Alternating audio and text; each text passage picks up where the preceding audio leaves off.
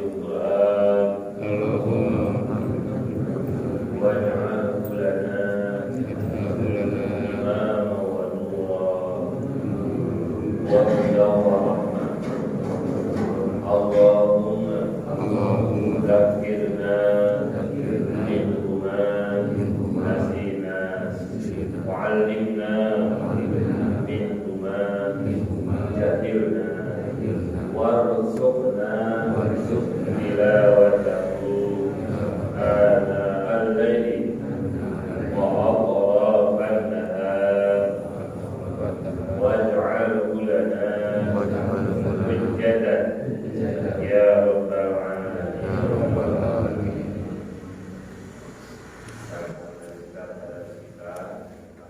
Seorang muslim kepada Rasulullah SAW. Sebelum masuk, maka saya mencoba menyampaikan dulu apa yang tadi dibaca oleh Imam. Mudah-mudahan menambah pelajaran kita artinya, karena mungkin sebagian ada yang sudah tahu artinya, mungkin juga ada yang belum tahu artinya, karena ini bukan dari surat Al-Baqarah, ini dari surat Al-Baqarah. Halaman berapa? Halaman 6, 7, 8 sekitar segitulah ya. Ayatnya ayat ke-58.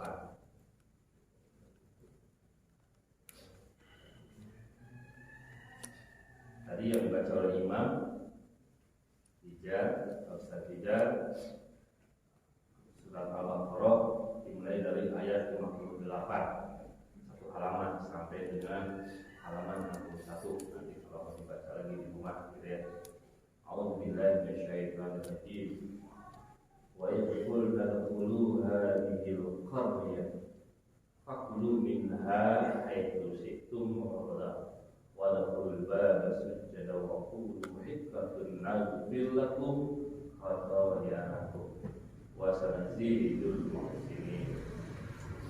Dan ingatlah ketika kami firmankan, Fakulu masuklah kalian al-qaryah ini, fakulu dan makanlah oleh kalian semua minha daripadanya, haitsu syi'tum sekiranya kamu tentang ragadan sebebasnya, wa dkhulul bab dan masuklah ke pintu itu sujada dengan sujud, wa qulu hiqqatun naghfir lakum khatayakum, nanti lakum saya mohon ampun kepada mohon ampunlah kalian khatayakum atas dosa-dosa kalian, wa sanazidul muhsinin, dan kami akan menambah kebaikan kepada para hamba yang muhsin. Ini cerita tentang Bani Israel. Ingatlah ketika kami berfirman, masuklah ke negeri ini, yaitu ke Baitul Maqdis, lalu makanlah dengan nikmat sebagaimana yang ada sangat sesukamu. Masukilah pintu gerbangnya sambil membungkuk dan katakanlah, bebaskanlah kami dari dosa-dosa kami. Niscaya kami mengampuni kesalahan-kesalahan. Kami akan menambah karunia kepada orang-orang yang berbuat kebaikan. Kemudian ayat berikutnya, fabadal alladziina dzalamu qawlan ghayra alladzi qila lahum fa'anzalna 'ala alladziina dzalamu rijzan minas samaa'i bima kanu yafsuqun. Lalu orang-orang yang zalim itu mengganti perintah dengan perintah lain yang tidak diperintahkan kepada mereka. Maka kami menurunkan malapetaka dari langit kepada orang-orang yang zalim itu, karena mereka selalu berbuat fasik. Wa istasqa Musa, ini ceritanya Bani Israel, cerita Nabi Musa. Wa istasqa Musa liqaumihi faqul nadrib bi'asal al-hajar fajarat minhu ithnata asyrata 'ayna qad 'alima kullu unasin mashrabahum kulu washrabu min rizqillah wa la ta'thaw fil ardi mufsidin. Ingatlah ketika Musa memohon curahan air untuk kaumnya, lalu kami berfirman, pukullah batu itu dengan tongkat, maka memancarlah darinya batu itu 12 mata air. Setiap suku telah mengetahui tempat minumnya masing-masing, maka minumlah rezeki yang diberikan Allah dan janganlah melakukan kejahatan di bumi dengan berbuat kerusakan. Nabi Yakub itu nama lainnya adalah Israel. Nah, punya anak 11, tambah Nabi Yusuf jadi 12. Yang 11 itu kan diceritakan dalam Al-Quran dan sujud hidayah pada anak yang menghormati kepada Yusuf 12. Nah, dari 12 keturunan Yakub itulah disebut Bani Israel dan menjadi 12 suku. Nanti dari keturunannya itu ada yang namanya Yahuda. Jadilah bangsa Yahudi. Jadi kalau disebut Bani Israel berarti termasuk 12 suku, termasuk di dalamnya Yahudi. Tapi kalau disebut Yahudi bukan berarti seluruh Bani Israel, gitu. Karena dia ada 12 suku. Di dalam suku itu ada suku, gitu ya. Yahudi, gitu maksudnya Yahudi, gitu ya. Jadi 12 suku keturunan Israel, atau keturunan Nabi Yakub alaihissalam. Di sini disebutkan 12 mata air, masing-masing suku dapat mata air. Kemudian qultum ya Musa lan nasbiru ala ta'amin wahid fad'u lana rabbaka yukhrij lana mimma tunbitul ardu min baqliha wa qithaiha wa thumiha wa 'adasiha wa basaliha qala atastabdiluna alladhi huwa adna billadhi huwa khair ihbitu misra fa inna lakum ma sa'altum wa duribat 'alaykum dhillah wal maskan وَبَاءُوا بِغَضَبٍ مِنَ اللَّهِ ذَلِكَ بِأَنَّهُمْ كَانُوا يَكْفُرُونَ بِآيَاتِ اللَّهِ وَيَقْتُلُونَ النَّبِيِّينَ بِغَيْرِ الْحَقِّ ذَلِكَ بِمَا عَصَوْا وَكَانُوا يَعْتَدُونَ. Ingatlah ketika kamu berkata, wahai Musa, kami tidak akan hanya makan dengan satu macam makanan, maka mohonkanlah kepada Tuhanmu untuk kami agar Dia memberi kami apa yang ditumbuhkan bumi seperti sayur mayur, mentimun, bawang putih, kacang adas dan bawang merah. Ternyata itu makanan-makanan yang disebut di dalam Al-Quran. Dia Musa menjawab, apakah kamu minta sesuatu yang buruk sebagai ganti dari sesuatu yang baik? Pergilah ke suatu kota, pasti kamu akan memperoleh apa yang kamu minta. Kemudian mereka ditimpa kenistaan dan kemiskinan dan mereka kembali mendapat keburukan dari Allah. Hal itu terjadi karena sesungguhnya mereka selalu mengingkari ayat-ayat Allah dan membunuh para nabi tanpa hak alasan yang benar. Jadi umat-umat pendahulu dosanya juga luar biasa, sampai membunuh nabi. Nabi Yahya itu dibunuh. Bahkan kepalanya Nabi Yahya itu dijadikan mahar. Jadi ada seorang perempuan gitu yang mau dinikahi oleh raja. Kalau menurut kita terlaluan gitu. Minta maharnya itu kepala Nabi Yahya gitu ya. Saking durhakanya dari zaman itu gitu ya. Dan setelah itu ayahnya yang tentunya kan keberatan ada yang bunuh, malah sekaligus juga dibunuh juga oleh raja di zaman itu di Zakaria. Dan kemudian itu ditimpakan karena mereka durhaka dan selalu melampaui batas. Jadi itu ayat 61 ya. Hanya mungkin saya ingin menyampaikan bahwa di dalam Al-Quran ada ayat-ayat perintah, ada ayat-ayat larangan, ada ayat-ayat kisah-kisah untuk diambil ibrah, untuk diambil pelajaran dari tadi. Dan sebetulnya kisah-kisah ini seharusnya menambah kekuatan keimanan bagi seorang muslim bahwa risalah Nabi Muhammad SAW Al-Quran itu satu sumber dengan nabi-nabi sebelumnya dari Allah Subhanahu wa taala. Orang-orang Yahudi, orang-orang Nasrani mengakui bahwa Rasulullah Muhammad SAW itu ummi, tidak pandai baca, tidak pandai menulis, tidak punya perpustakaan. Tetapi tiba-tiba menyampaikan wahyu dari Allah yang ceritanya itu sebagiannya ada dalam kitab mereka. Jadi itu harusnya menjadikan mereka yakin, oh Nabi Muhammad itu adalah Nabi penerusnya. Kenapa? Karena apa yang diceritakan oleh Nabi Musa alaihissalam, yang diceritakan oleh Nabi Isa alaihissalam, diceritakan juga di dalam Al-Quran. tentang Ibrahim, mereka nyebutnya Abraham, ya. Di jalan Madinah kan ada yayasan Yahya. Jadi di mereka juga sama, ada Nabi Yahya. Dan bahkan Islam mengajarkan kita beriman itu tidak beriman kepada Al-Quran saja, tapi wajib beriman kepada kitab-kitab sebelum Al-Quran, termasuk ke dalam Taurat yang diturunkan kepada Nabi Musa. Harus beriman juga kepada Injil yang diturunkan kepada Isa alaihissalam. Jadi kita beriman kepada Nabi Musa, beriman kepada Nabi Isa. Orang Yahudi beriman kepada Nabi Musa, tapi tidak mau beriman kepada Nabi Isa. Orang Nasrani beriman kepada Nabi Musa, beriman kepada Nabi Isa, tidak mau beriman kepada Nabi terakhir Nabi Muhammad SAW.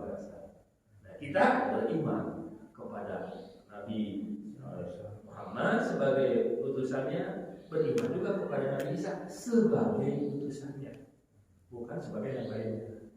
Paling Tuhan. Kemudian beriman juga kepada Nabi Musa alaihissalam sebagai utusan. Bahkan Nabi Nuh sebelumnya, Nabi Ibrahim sebelumnya, terus kepada Nabi-Nabi sebelumnya. Nah, di sini ada dikisahkan tentang kisah sekelumit tentang kisah umatnya Nabi Musa alaihissalam. Jadi ayat perintah, ada juga ayat perintah, gitu. Ada juga ayat prinsip-prinsip syariah di dalam Islam.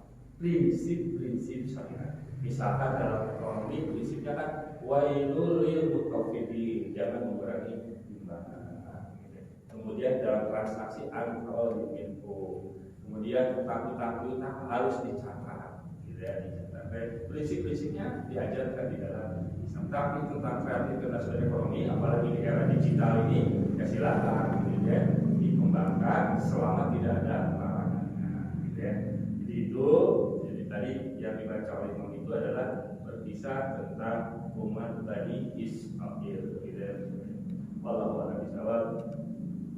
Selanjutnya kata Islam meneruskan kaca dan lanjutkan tentang akhlak seorang muslim kepada Rasulullah SAW setelah beriman kepada Rasulullah sebagai nabi terakhir, gitu ya.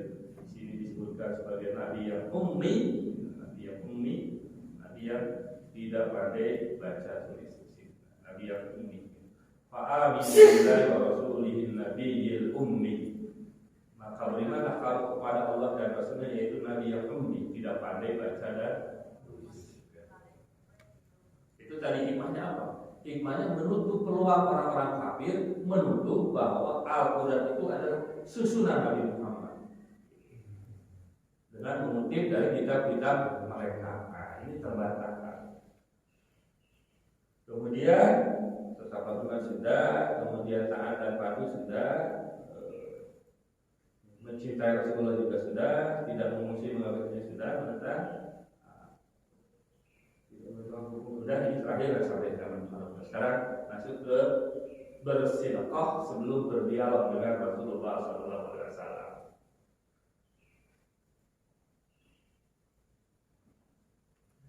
Kita baca bersama-sama. A'udzu billahi minasy syaithanir rajim. A'udzu billahi minasy syaithanir rajim. Bismillahirrahmanirrahim. Bismillahirrahmanirrahim.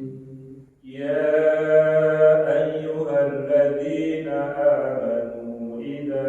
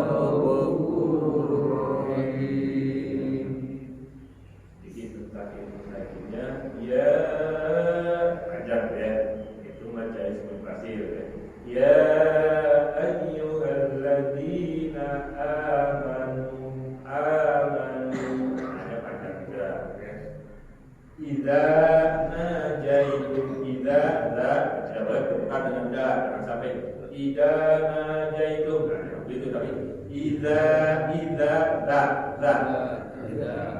idza najaitum ja lagi dulu da dengan da jangan lupa jadi dubad dudan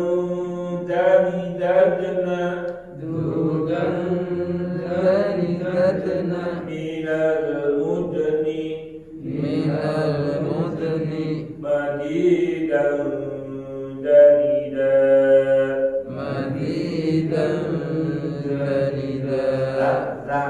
kalau jadi sididanya karena gigi bagian bawahnya seperti gigi ada anginnya Zazidubad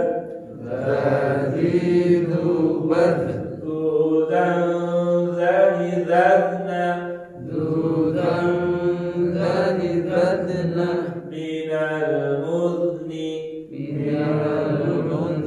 kalau tadi minal mudni itu kaulah mantul. Kalau ini nggak boleh kaulah, nggak boleh mantul. Minal mudni madidan zanida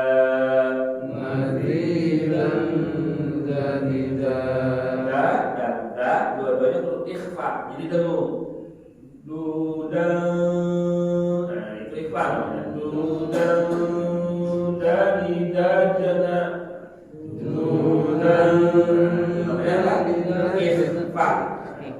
Memang mempelajari ilmu tajwid istilah-istilahnya adalah wajib kifayah. Kalau sudah ada mempelajari cukup tidak dosa yang lain. Tapi mempraktekannya, membaca Al-Quran wajib ain menggunakan tajwid. Makanya ngaji itu bisa dengan talaqi. Artinya tidak boleh mushaf tapi mendengar saja. Mendengar sampai betul-betul ikuti dengan apa yang didengarkan pengucapan. Di Jawa Rasul juga menyampaikan apa itu dalam talaqi, gitu ya. Malaikat Jibril datang ke Rasulullah mengajarkan kita itu talaqi, gitu. Tidak pakai mushaf, gitu ya. Langsung saja langsung didengar cara bacanya. Kemudian idza najaitumur rasulah faqaddimu baina yaday najwa. Nah ini yang nggak boleh salah ya karena secara tajwid itu adalah kolaknya. Faqaddimu baina yaday najwakum shadaqah. Di ujung ini pendek, nggak boleh sampai gini. Shadaqah. Nah kadang-kadang sudah ada bawah lampu, gitu ya. Jadi faqaddimu baina yaday najwakum shadaqah. Enggak boleh. Harus pendek. Baina yaday najwakum shadaqah. Nah, jelas. Ja itu termasuk huruf qalqalah. Ya, huruf yang kalau dimatikan atau mati atau dimatikan harus mantul, ada mantulnya. Najwaikum. Hurufnya ada 5 ya seperti itu. Disingkat baju di toko. Ba, jim, dal, ko. Jadi baju di toko. Ketika ketemu huruf-huruf tersebut mati atau dimatikan harus mantul, namanya qalqalah. Jadi di sini baina yaday najwakum shadaqah. Mati hurufnya jadi jubaj jujan jani jajna minal mujni majidan janijat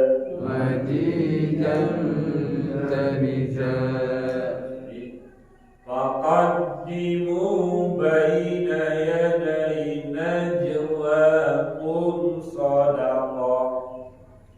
Faqaddimu baina yaday najwakum shadaqah. Dzalika khairul lakum wa pokok. Nah ini juga ada pokok lagi di baju di pokok.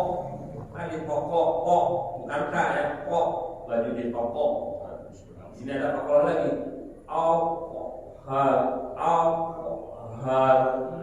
Bukan akhar, itu mah ha, tapi ha.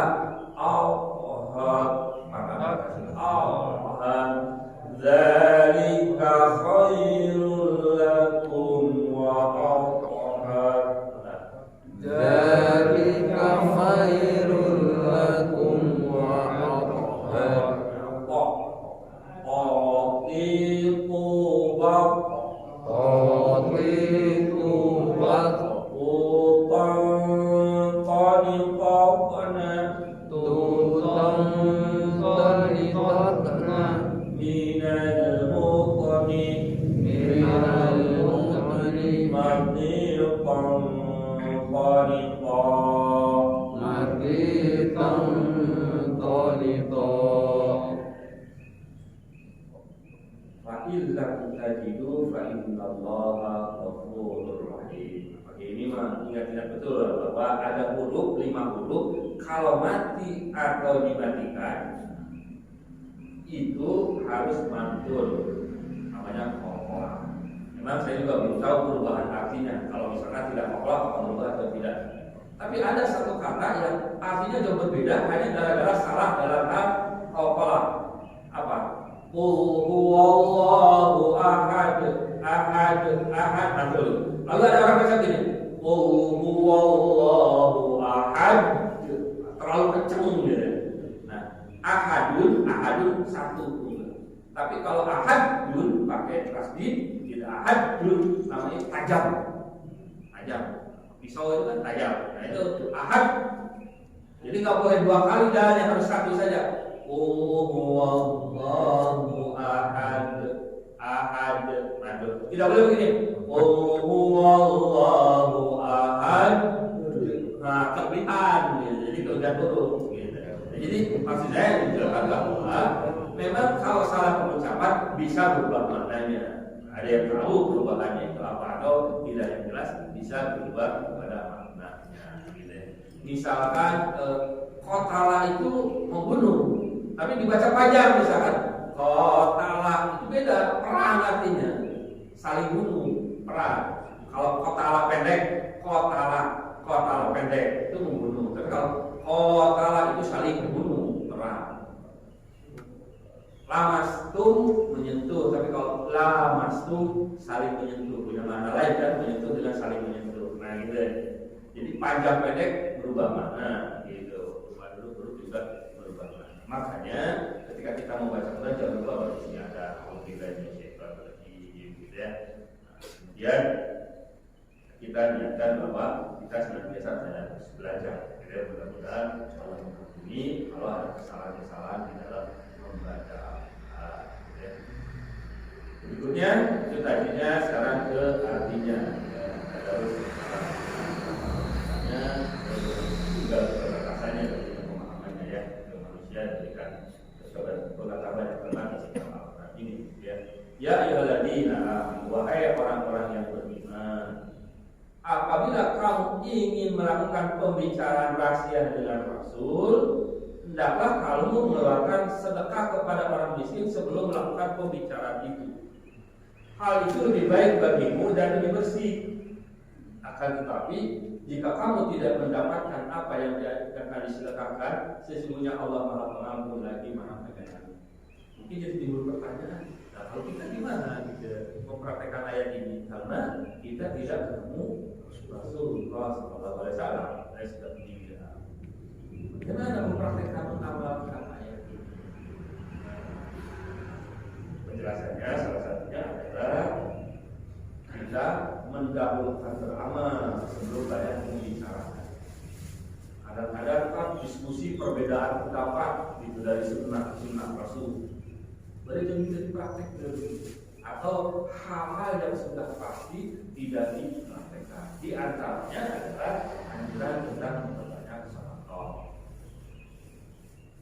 Kemudian ibadah-ibadah sunnah kadang-kadang misalkan ini kalau mau perbanyak.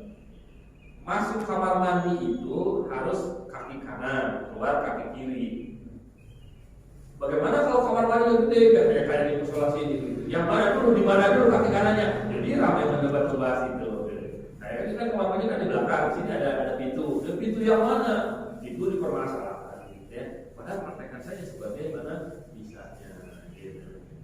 Kemudian tentang wudu, air wudu gitu ya. Itu tentang dua pula gitu ya. Nah, itu kan dua pula itu pula itu seperti apa gitu. Lalu berdebat tentang batasan itu. Atau misalkan tentang menyentuh laki-laki perempuan bakal tidak berdebat tentang itu gitu ya. Padahal semuanya sepakat kalau dengan sengaja menyentuh laki-laki dan perempuan yang bukan mahram itu adalah dilarang. Jadi kadang-kadang suka itu berlebih-lebihan gitu ya. Dulu udah ngaji Nabi itu ada perempuan misalkan itu supaya batal. Nah itu kan jadi salah maknanya karena namanya baik itu. Tapi itu kadang-kadang bisa jadi bermanfaat juga ketika kita misalkan ingin membatasi bersalaman dengan yang bukan mahram. Kan kalau ada yang ada salaman lalu kita tarik itu saja nggak mau kan bisa jadi tersinggung ya kan. Tapi di kalangan yang menganggap bahwa wudu itu batal kalau bersentuhan laki-laki dan perempuan yang bukan mahram kan rawas gitu ya. Betul juga wudu jadi tidak ada yang tersinggung gitu ya. Itu apa namanya digunakan untuk kemaslahatannya, bukan dijadikan perdebatan. Kemudian, yang memang sedekah itu adalah amalan yang luar biasa. Hanya jangan sampai juga kepada saya sebutkan kalau saya sih suka hati-hati ya. Amalan-amalan akhirat jangan sampai berharap balasannya di dunia langsung. Walaupun gitu, bisa jadi Allah memberikannya ya di akhirat ya di dunia. Sedekah itu adalah amalan kita yang dalam tanda petik tabungan akhirat kita. Ingin nanti diambilnya, dicairkannya gitu, di akhirat nanti. Sedekah yang kita lakukan. Jangan lagi dengan lagi langsung ingin 7 kali lipat, 70 kali lipat di dunia ini. Nah, akhirnya jadi tertipu gila dengan program-program yang. Jadi niatannya itu saya berani sedekah luar biasa gitu ya. Rumah, jual, sedekahkan semuanya. Nah, itu bingung gitu. Ya kalau selevel imannya iman Abu Bakar ya malah saja ya. Abu Bakar berani mengeluarkan hartanya seluruhnya. Atau lewat Umar setengahnya silakan. Tapi kalau misalkan keimanan kita yang masih segini-segini ya sedekahlah sekemampuan kita. Tapi sekontinuing istiqomah yang mungkin.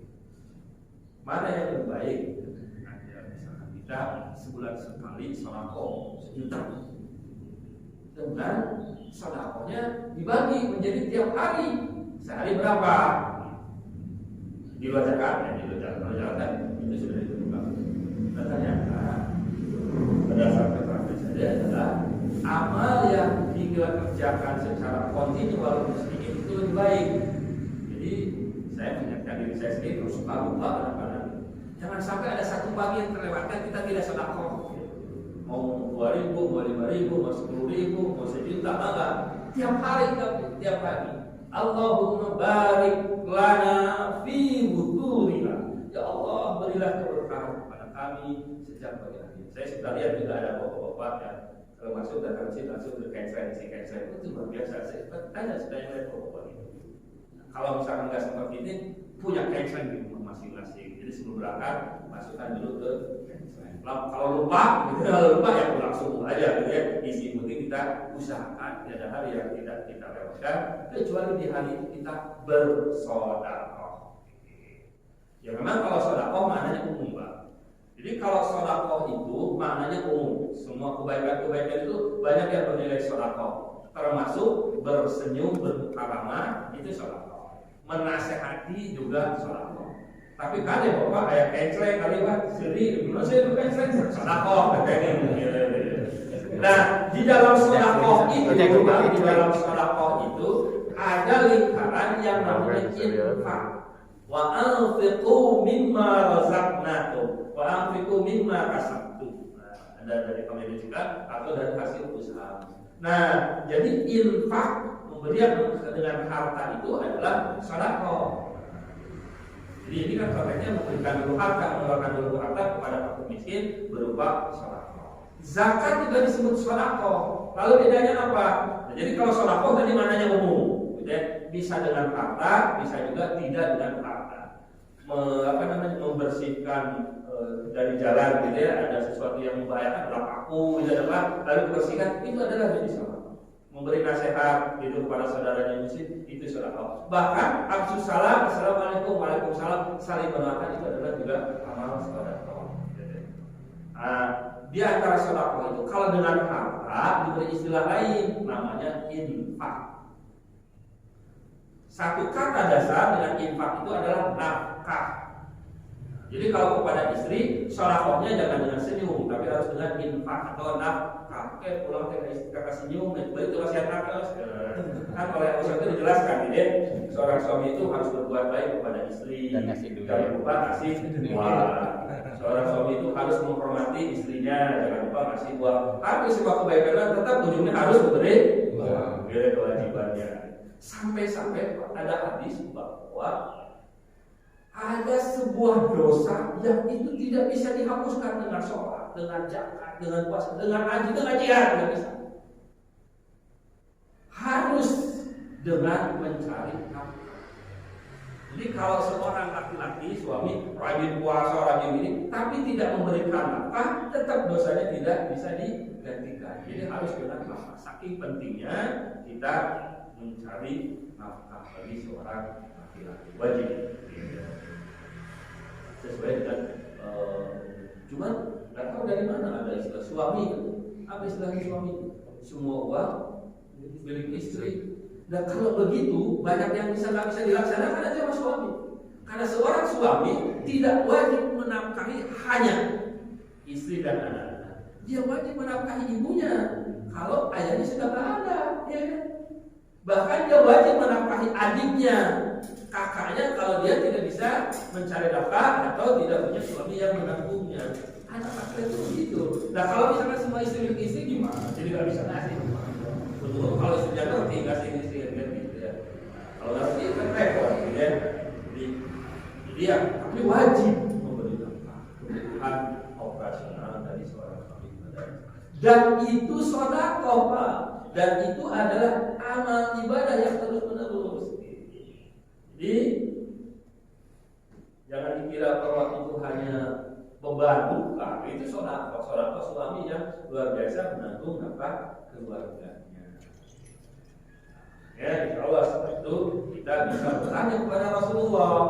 Bertanya gimana sekarang? Dia baca hadis. Gitu. Jadi kalau sekarang bertanya kepada Rasulullahnya adalah membaca hadis. Mudah-mudahan nanti kalau misalkan sudah sekiranya banyak kita menghadapi ayat Al-Quran, kita juga coba baca beberapa hadis, ya, minum dari hadis Arba'in, kemudian hadis dari Sholihin, hadis petunjuk praktis bagaimana kita menjalani hidup kita. Tentang dari khairul lakum wa aqwa. Saya sering sampaikan untuk mengikuti diri saya sendiri sebetulnya. Jadi kita semua kalau mau alamnya nanti mungkin akan menyesal sama sebagaimana yang digambarkan pada Al-Quran.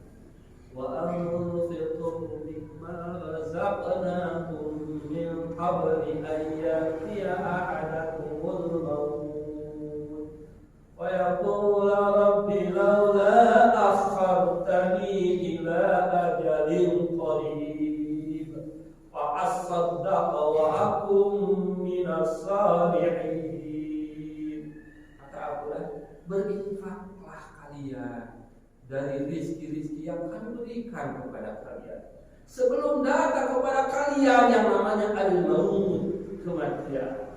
Lalu ketika datang itu kamu berkata, laula akhartani ila ajalin qarib, ya Allah mundurkan sebentar saja, fa asaddaqa, aku hendak bersedekah, wa aku minas sholihin, aku hendak menjadi orang-orang yang saleh.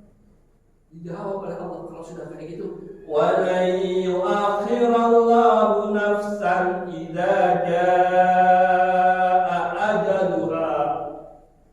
Nggak akan diundurkan sedikit pun kalau sudah datang ajal. Nah, maksud saya, dia betapa kalau misalkan kita kejadian begitu menyesal. Kenapa? Karena memang hampir semua kita kalau direnung-renung ya, ayo. Itu dompet ada 2.000-an, ada 10.000, ada 20.000 gitu. Kemudian ada 50.000, ada yang 100.000. Jarang gitu, bukan yang 100.000-nya gitu. Ada aluan 2.000 mah insya Allah jamaah masih maksimum udah nggak tega lah gitu ya.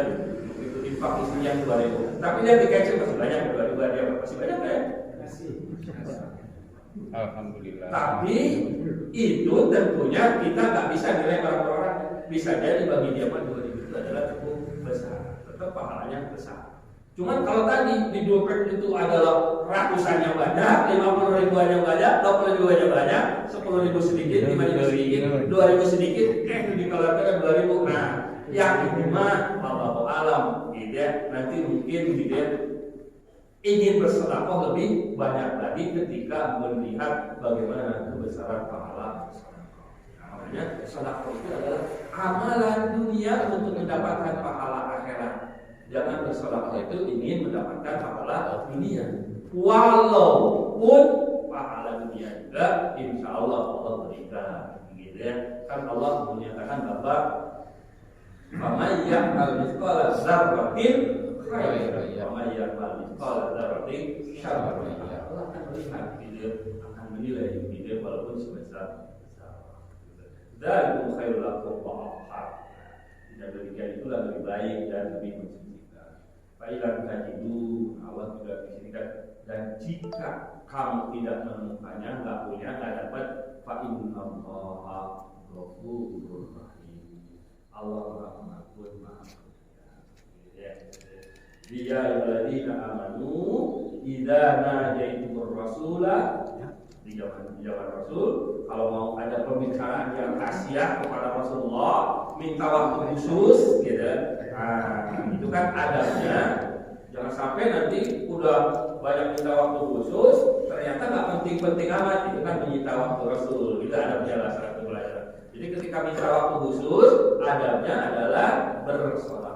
Faqaddimu baina yaday najwaakum, sebelum pembicaraan rahasia itu kamu bersedekah dulu. Dan khairul lakum wa athhar.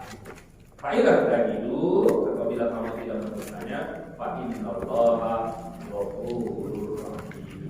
Allah Maha Pengampun, Maha Penyayang. Nah, masih ada satu ayat lagi yang mirip dengan ini, gitu ya. Itu ayat yang ke-8-nya. Itu ayat yang aja ya, biar langsung sholat syuruk. Tapi kalau yang ada perlu malah, gitu ya, supaya bisa sholat syuruk, gitu. Akan selesaikan jam 6. Jam 6 lewat ya. Pada deh jam berapa? Jadi syuruk pada deh. Jam 6 lakunya.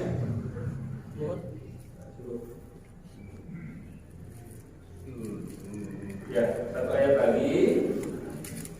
Tapi yang punya acara daripada akhirnya maka kita akan selesai jam 6. Satu ayat lagi itu di surat Al-Hujurat ayat yang kedua. Masih mirip, tapi kalau tadi sholat dulu, kalau ini jangan meninggikan suara.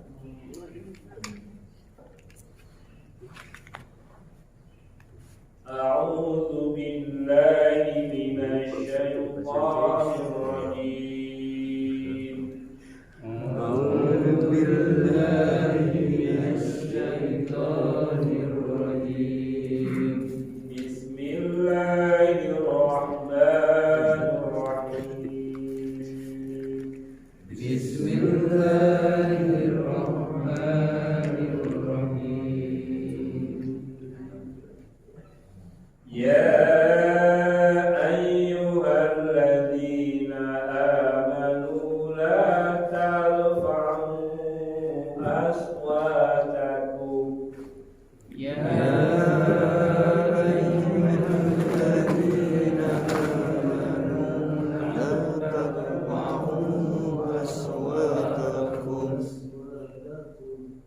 La tarfa'u aswatakum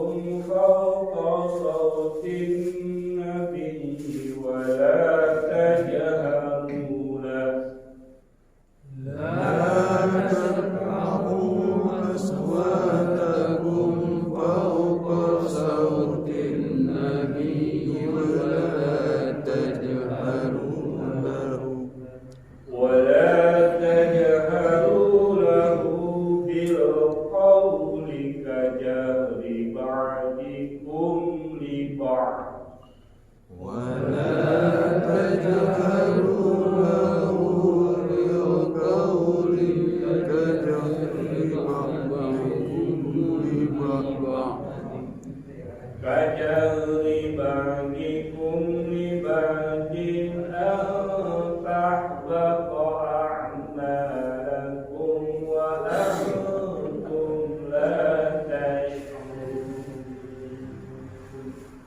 Kajari ba'dikum li ba'din an tahbata a'malakum wa antum la tash'urun. Ya ayyuhalladzina amanu, wahai orang-orang yang beriman, la tarfa'u aswatakum, janganlah kamu mengangkat, meninggikan suaramu melebihi suara Nabi, dan janganlah berkata kepadanya dengan suara yang keras sebagaimana kerasnya suara sebagian kamu terhadap yang lain. Hal itu dikhawatirkan akan membuat pahala segala amalmu terhapus, sedangkan kamu tidak menyadarinya. Ini pelajaran tentang etika di hadapan Rasulullah SAW. Orang Arab itu, gitu ya, sekarang juga bawa orang ya ke literatur, ngomong juga mabuk, gitu. Nadanya itu tinggi, gitu, nadanya tinggi. Orang Arab asli, gitu ya. Sehingga kita mendengarnya seperti sedang bertengkar, padahal sedang ngobrol biasa. Baik, kalau bertanya kayak gimana, gitu ya, suaranya tinggi. Di hadapan Rasulullah, orang-orang beriman dilarang meninggikan suaranya, apalagi suaranya melebihi. Prakteknya gimana? Nah, prakteknya gimana? Seorang anak tidak boleh suaranya melebihi suara orang tuanya. Jadi ada etikanya, gitu. Seorang anak tidak boleh bersuara keras melebihi kerasnya suara orang tuanya dalam diskusi, dalam dialog. Begitu juga jika seorang murid dengan seorang gurunya, gitu ya. Itu salah satu praktek. Dan janganlah berkatanya dengan suara keras sebagaimana kerasnya suara sebagian kamu terhadap yang lain. Jangan disamakan, jangan disejajarkan. Ada bedanya berbicara kepada orang tua, gitu ya.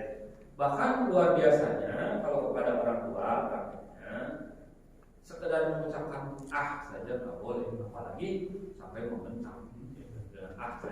Wala taqul lahuma uff wala tanharhuma wa qul lahuma qawlan karima. Nah, ini kepada Nabi apalagi kepada Rasulullah. Ya kan kita sudah tidak bertemu langsung dengan Rasulullah SAW. Hal itu dapat diwajibkan menghapuskan pahala amalmu sedangkan kamu tidak menyadarinya. Jadi salah satu bahayanya adalah, nah kalau sekarang kepada Rasulullah mana? Nah kalau kepada Rasulullah, ketika sudah dibacakan hadisnya, ada dalilnya, sudah nggak boleh ada debat lagi, sami'na wa ata'na gitu. Jadi mau diskusi apa? Kalau sudah disampaikan ini ada hadisnya nih, gini, nah nggak ada lagi perdebatan selanjutnya. Yang ada adalah sami'na wa ata'na, kami dengar dan kami patuh. Jadi makanya di samping kita membaca Al-Quran, tilawah Al-Quran, tadarus Al-Quran, perlu juga kita menyisihkan waktu kita untuk membaca hadis. Karena pesan Rasulullah-nya dalam haji wada, ya, haji perpisahan. Taraktu fiikum amrayn ma in tamassaktum bihima lam tadillu abada. Aku tinggalkan dua perkara yang kalian tidak akan sesat selama-lamanya selama berpegang teguh kepada kedua, kitab Allah wa sunnah Rasul. Kitab Allah dan sunnah Rasulnya dalam hati. Jadi harus jadi pegangan, sehingga kalau ada sebuah hukum, sebuah keputusan, kita bisa membedakan itu adalah dari Quran, itu adalah dari hadis, itu memang ijtihadnya para ulama. Tetap kita juga harus mengambil merujuk kepada ijtihad para ulama. Kenapa? Karena di dalam Al-Quran ada yang tersurat, ada yang tersirat juga. Di dalam hadis juga sama. Maka para ulama dalam Islam itu ada ijma, sepakat para ulama itu ini begitu. Ada yang namanya kias, dianalogikan. Dikiaskan itu dianalogikan. Ya, betul bapak-bapak yang suka merokok, kalau dicari dari Quran nggak ada tuh di Quran rokok itu nggak boleh bisa. Nggak ada di hadis itu malah. Nah kan para ulama menyampaikan wala tulqu bi aydikum ila tahluka, dan jangan kalian menjerumuskan kalian kepada kerusakan, kepada kebinasaan. Itu yang jadi dalilnya. Para ulama menyampaikan itu. Makanya kalau di Arab Saudi kan sudah ada mamnu gitu ya, terlarang gitu ya, apa dakhil ngerokok gitu ya. Ada tulisan di dalamnya. Kenapa? Sampai saat ini menurut para ahlinya kata dokter itu membahayakan gitu. Kalau nanti dokter yang lain berubah fatwanya enggak, menyehatkan gitu, berbanyak obatnya, dan itu lain gitu. Karena ada sekarang rokok katanya rokok sin menyehatkan gitu ya.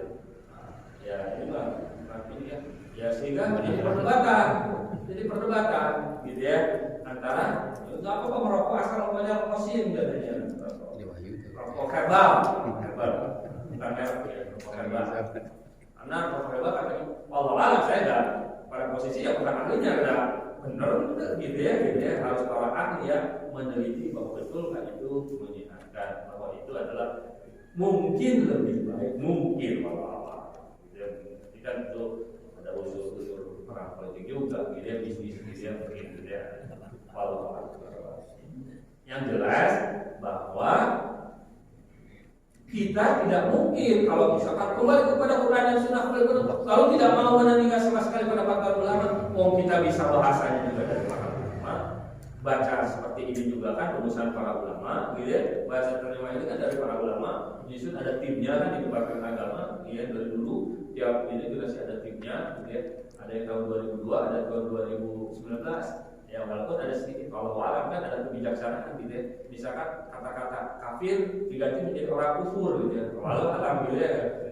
Di tahun 2002 itu masih kafir sebetulnya. Tapi kesini di 2019 menjadi kufur gitu ya. Ya kata-kata sebetulnya kata-kata sama gitu ya. Ya barangkali ini yang bisa saya sampaikan. Mudah-mudahan manfaatnya dengan segala keterbatasan karena ya baca-baca saja kita tidak tafsir, tidak secara khusus saya kuliah di jurusan tafsir. Sebetulnya ada jurusannya kan kuliah di jurusan ilmu tafsir. Tapi kitab-kitab tafsir yang berbahasa Indonesia juga sekarang sudah ada. Nah, kalau membaca tafsir, kalau yang paling awal berdasar itu tafsir ada dua yang pendek, ada Jalalain. Nah sekarang juga ada Al-Muyassar, 2 jilid, cuma 2 jilid juga. Nah kalau sudah mulai ingin agak panjang, banyak waktu dan buat membaca tafsir Ibnu Katsir. Kalau yang asli itu jadi rujukan, kitab-kitab tafsir banyak merujuk kepada itu. Cuma kalau itu agak panjang, 10 jilid gitu. Jadi kalau dipanjangkan dari sini sampai sini tuh gitu ya. Kadang-kadang kalau baca buku itu orang menyusun, kita mau baca, kita repotkan. Para ulama dulu nulis, bisa saya tunggu banyak kita baca. Nah, ada lagi, kalau ingin lebih panjang lagi, itu tafsir sekarang yang sudah diterjemahkan di sini itu namanya tafsir An-Nur. Itu masih hidup orang yang hidup, Profesor Zuhaili, gitu ya, orang Yaman.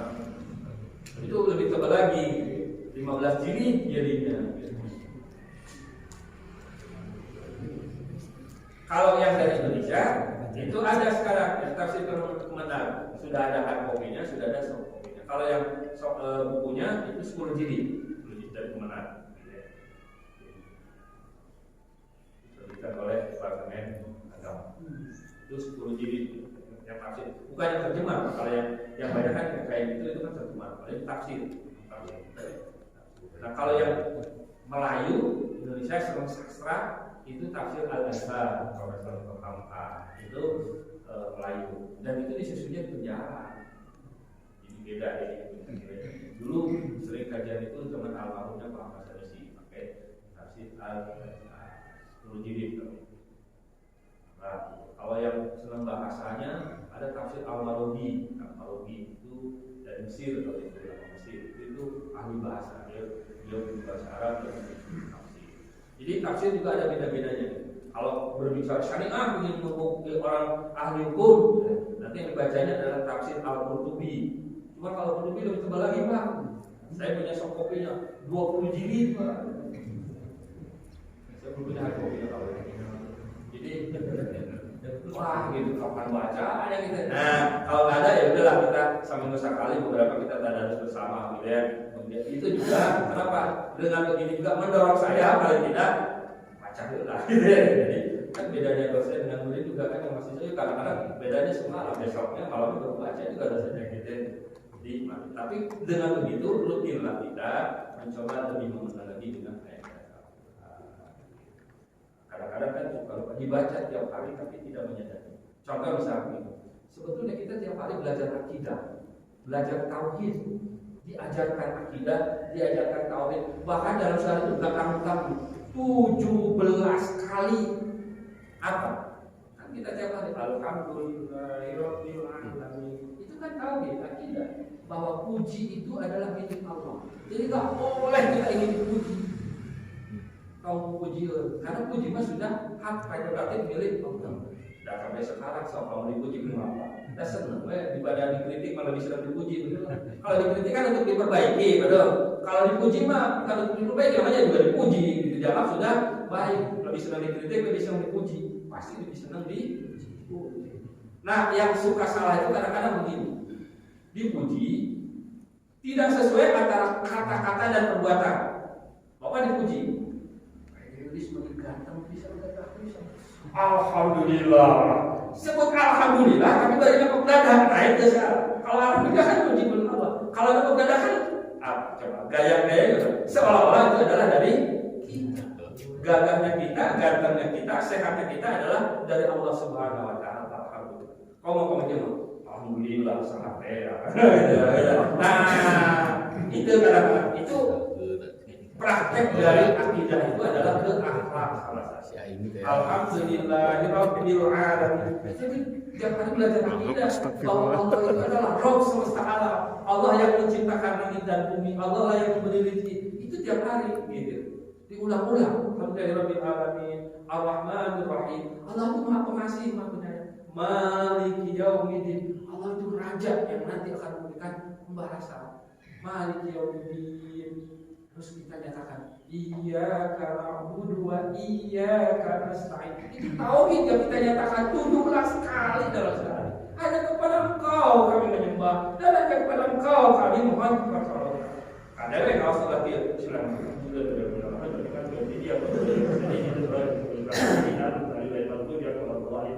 Allah Akbar. Yang kami itu kan terkeras tauhidnya. Enggak kerasa akidahnya. Dulu itu alif pas itu di pas salat akhirnya masih kena di kebun itu Pak kami nyari lah berhentilah alhamdulillah rabbil alamin sapi gitu ya tidak diterjemahkan Pak tapi dipahami dimaknai direnungkan kata per katanya sebagaimana kita berbicara dalam bahasa ini bukan alhamdulillah rabbil alamin lalu nanti deh segala puji bagi Allah Tuhan enggak begitu tapi hayatinya kan udah tahu sebagaimana kita berbicara dalam bahasa apapun kita tidak usah menerjemahkan bahasa tersebut tapi renungi dalam bahasa tersebut. Jadi kamu katakan iyyaka na'budu wa iyyaka nasta'in. Hadir hati kita kan hanya kepada Engkau kan beribadah hanya kepada Engkau pertolongan gitu. Bukan terjemahkan gitu kan. Kalau diterjemahkan dalam hati enggak itunya kata-kata itu jadi maknai. Suratal ladzina an'amta ihdinas siratal mustaqim. Itu hadir pada doa kita. Nah itu yang ya mungkin kadang-kadang itu tadi kalau disebutnya ihdinas siratal mustaqim suratal ladzina tidak hadir bahwa kita itu sedang meminta kepada Allah sesuatu yang besar. Apa hidayah yang kita minta? Ihdinas siratal mustaqim. Bahkan suratal ladzina an'amta 'alaihim. Kan kebayang siapakah yang telah diberi nikmat bagi para nabi, para saleh, para siddiqin, ghairil maghdubi 'alaihim waladdallin. Ya, 17 kali kita mengulang-ulang gitu prinsip-prinsip tauhid, prinsip-prinsip akidah. Tinggal resapannya aja mudah-mudahan dengan meresapi Al-Fatihah saja kita semakin mengenal Allah Subhanahu wa taala. Wallahu a'lam bishawab. Maaf bila ada kata-kata. Assalamualaikum warahmatullahi wabarakatuh. Waalaikumsalam warahmatullahi wabarakatuh.